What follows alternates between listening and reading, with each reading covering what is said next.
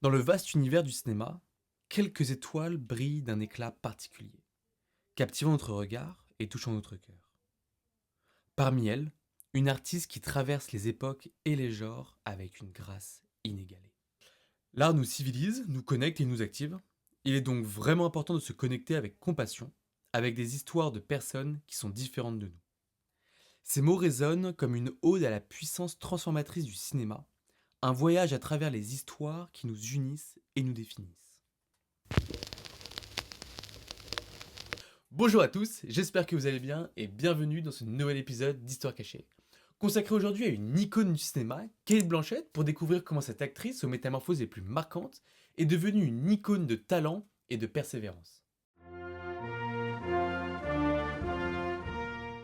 Née à Melbourne, en Australie, d'une mère agent immobilière et d'un père militaire qui décédera d'une crise cardiaque quand Kate aura à peine 10 ans, rien à la base l'a prédestinée à un avenir d'actrice aussi talentueuse, mais pourtant une passion l'anime très vite. En effet, très jeune, Cate Blanchett demande à ses parents à être inscrite à la Methodist Ladies College. C'est ici, dans ces murs, que la passion de Kate pour la comédie prend racine. Une flamme allumée dans le cœur d'une jeune fille déterminée. Elle va ensuite étudier les beaux-arts à l'université de Melbourne avant de quitter l'Australie pour partir voyager à l'étranger. Et c'est lors d'un voyage en Égypte qu'elle fera sa première apparition à l'écran, comme figurante d'abord dans un film de boxe égyptienne, Caboria. Ce voyage, loin d'être un simple détour, devient le catalyseur d'une vocation, poussant Kate vers son destin sur la scène et à l'écran. Quand elle rentre en Australie, elle quitte directement l'université de Melbourne et rejoint l'Institut national d'art dramatique de Sydney. C'est décidé, elle veut devenir actrice.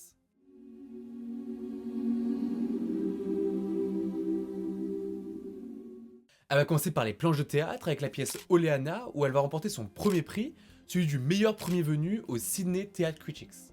Elle jouera Ophélie dans Hamlet et s'ensuit des apparitions dans des séries télévisées comme Sydney Police ou des téléfilms comme Police Rescue. Et ses débuts au cinéma, elle va les faire du coup avec Paradise Road où elle incarne une infirmière capturée par l'armée japonaise pendant la Seconde Guerre mondiale. Et la même année, en 1997, elle va tourner dans deux autres films, Oscar et Lucinda, avec lequel elle obtiendra une nomination aux Effie Awards de la meilleure actrice, et également dans Thanks God He Met Lizzie, dans lequel elle obtiendra l'Effie Award de la meilleure actrice dans un second rôle. La reconnaissance qu'elle obtient n'est que le début, montrant l'impact monumental qu'elle est destinée à avoir sur le cinéma mondial.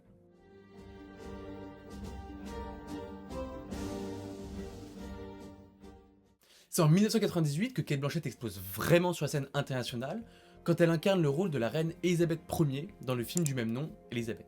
Grâce à ce rôle, elle ne s'est pas simplement révélée au monde, elle a vraiment redéfini ce que signifie être une actrice principale, marquant le cinéma avec une performance inoubliable. Ce qui lui a surtout valu sa première nomination aux Oscars, qu'elle n'obtiendra pas, mais pour la consoler, elle obtiendra quand même un BAFTA et un Golden Globes, donc en vrai, ça va, pas mal pour un début dans le cinéma. Du coup, ce rôle marque un peu le début de la carrière internationale de Cate Blanchett, la plaçant directement parmi les actrices les plus recherchées et respectées de sa génération. Elle n'a alors que 29 ans. Ce qui la caractérise vraiment en dehors des éloges et des récompenses, c'est sa quête permanente de nouveaux défis et son envie incessante de repousser les limites de son art. Désormais extrêmement célèbre, Blanchett va quand même réussir à s'attacher de nouveaux fans en jouant une nouvelle reine, cette fois-ci celle des elfes, avec bien entendu Galadriel dans la trilogie de Peter Jackson, Le Seigneur des Anneaux. De l'épique au dramatique, du fantastique au comique, chaque rôle qu'elle incarne est une nouvelle facette d'une gamme rare, reflétant l'éclat d'une actrice sans pareil. Kate montre qu'elle sait se diversifier, tournant aussi bien dans des énormes films que dans des drames comme Charlotte Gray et Terre-Neuve, ou bien que dans des comédies comme Bandit, où sa prestation de femme au foyer excentrique, délaissée par son mari, lui vaudra une seconde nomination aux Golden Globes. Ce voyage à travers le rôle n'est pas juste une démonstration de talent, c'est vraiment une exploration de l'âme, une quête incessante pour raconter les histoires les plus authentiques et captivantes. Des planches de théâtre de Sydney à la reconnaissance mondiale, l'ascension de Cate Blanchett est avant tout une histoire de talent indéniable, de travail acharné et d'une passion profonde pour le cinéma. Une histoire qui ne fait que commencer. En 2005, tout s'accélère pour sa carrière, elle obtient son premier Oscar pour son interprétation magistrale dans The Aviator de Martin Scorsese, reconnaissant sa capacité à captiver et à émouvoir. Partageant également l'écran aux côtés de légendes telles que Brad Pitt dans Babel et Judi Dench dans Chronique d'un scandale, elle continue d'explorer des terrains complexes, poussant les frontières de son art et accumulant les nominations aux Oscars. Et en 2007, année exceptionnelle pour elle, où elle est nommée tout simplement aux Oscars dans 2 catégories distinctes, un exploit genre vraiment rare, pour respectivement Elizabeth l'âge d'or et I'm Not There, mais elle s'inclinera face à Marion Cotillard et Tilda Swinton. À partir de ce moment, c'est vraiment parti pour encore plus de diversification, c'est vraiment sa signature, que ce soit de l'archéologie dans Indiana Jones, ou du fantastique dans Thor, en passant par le drame avec l'étrange histoire de Benjamin Button, Cate Blanchett nous montre vraiment son aptitude à briller dans n'importe quel genre.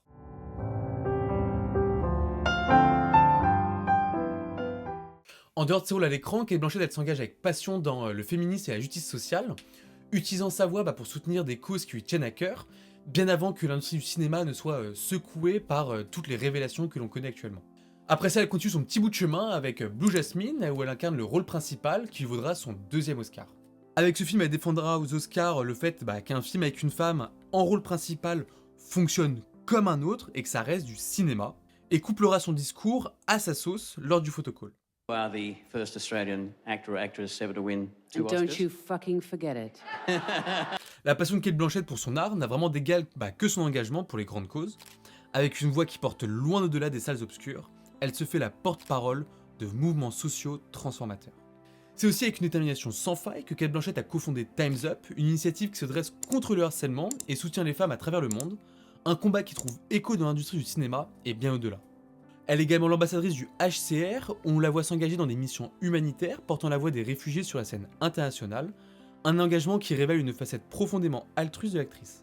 Récemment, son discours pour un cessez-le-feu à Gaza devant le Parlement européen a marqué les esprits, prouvant que son influence peut inciter au changement et à l'action politique. Une caméléon à l'écran et hors écran, elle arrive à chaque fois à briser les codes, surtout celle de son image publique. On la prend pour la femme parfaite, belle, etc. Mais ça reste une personne comme tout le monde, et ça, elle adore le montrer et le rappeler. What is your moral compass? Where does kindness and humanity sit in a brutal world? Because those are important questions to ask right now. In my vagina.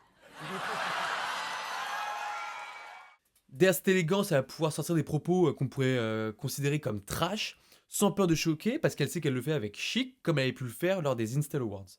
It's about women who feel free to wear what they want, when they want, and how they want to wear it. I mean, you know, we all like looking sexy, but it doesn't mean we want to. Le mot caméléon deviendra vraiment son véritable surnom, à quel point elle sait tout faire, tout jouer, etc. Elle sait tellement tout faire que pour le rôle de Manifesto, elle ne jouera pas un, pas deux, mais une dizaine de personnages différents, montrant véritablement son génie à l'écran. Elle sait vraiment tout faire, même Bob Dylan, qu'il soit en pleine écriture, en conférence de presse ou sur scène, elle l'incarne avec brio, ou encore dans des looks vraiment improbables, comme la détestable belle-mère dans le live-action de Cendrillon, ou en méchante encore avec Hela dans le film Thor Ragnarok. Elle n'utilise pas spécialement de technique d'acting à proprement parler, mais elle se base vachement sur la méthode de l'école Actor Studio, dont on avait déjà parlé sur la vidéo de Marlon Brando. Si vous l'avez pas vu, je vous la mets ici ou nulle part, je sais pas comment ça fonctionne, soyez indulgents. Et du coup je sais même plus ce que je veux dire, donc magie du montage. Du coup avec son jeu, elle illumine l'écran, mais son empreinte s'étend au-delà de ses performances plus qu'éblouissantes. Dans le panthéon des légendes du cinéma, certains artistes laissent une empreinte indélébile. Cate Blanchett, avec une carrière ponctuée d'innombrables métamorphoses, s'élève au rang de véritable icône. Elle a quand même une carrière juste incroyable, avec pratiquement aucune faute de parcours, énormément de récompenses et de nominations depuis qu'elle a commencé. Chaque rôle qu'elle a incarné a été salué non seulement par le public, mais aussi par la critique. Et à la base, elle-même n'y croyait absolument pas. I love Cate Blanchett. I love Blanchett because she's a legend. She's the greatest actress we have, I think. Tous les prix qu'elle a pu avoir, qu'elle a accumulés au fil des années, ce sont pas seulement des trophées sur une étagère en train de prendre la poussière. Ça témoigne quand même d'une artiste qui a redéfini constamment les attentes du public et qui continue de bousculer les conventions en élargissant l'horizon du cinéma. L'héritage de Cate Blanchett, c'est pas juste quelques films, c'est une véritable vision du cinéma, imprégnée d'énormément d'humanité, et elle continue de nous inspirer, de nous provoquer même, et surtout de nous rappeler pourquoi nous aimons le cinéma. En revoyant un peu la carrière de Cate Blanchett, on ne peut quand même s'empêcher d'admirer la persévérance, la créativité et l'ingéniosité dont elle a fait preuve à chaque étape de sa carrière. Cate Blanchett, elle nous a offert bien plus que des performances inoubliables. Elle nous a donné une leçon sur ce que signifie vivre pleinement son art, embrassant chaque personnage avec une intensité qui nous pousse à repenser les limites du possible. De toute façon, il reste encore plein de films à découvrir avec elle, elle n'a pas du tout fini de tourner. Le prochain qui sort d'ailleurs, c'est cette année avec Borderland, où on la voit encore avec un look totalement nouveau. Et le prochain encore que j'attends d'elle, c'est surtout un gros film que j'attends, c'est celui de Francis Ford Coppola, Megalopolis, où elle sera aux côtés de Adam Driver. Dans un monde en constante évolution, Cate Blanchett ça reste quand même un pilier central du cinéma, avec une force qui continue de définir et redéfinir avec d'autres acteurs et actrices l'art de la performance à l'écran. D'ailleurs en vrai je serais curieux de savoir vous dans quel film vous l'avez préféré. Personnellement moi c'est The Aviator, en vrai je l'ai trouvé juste magistral.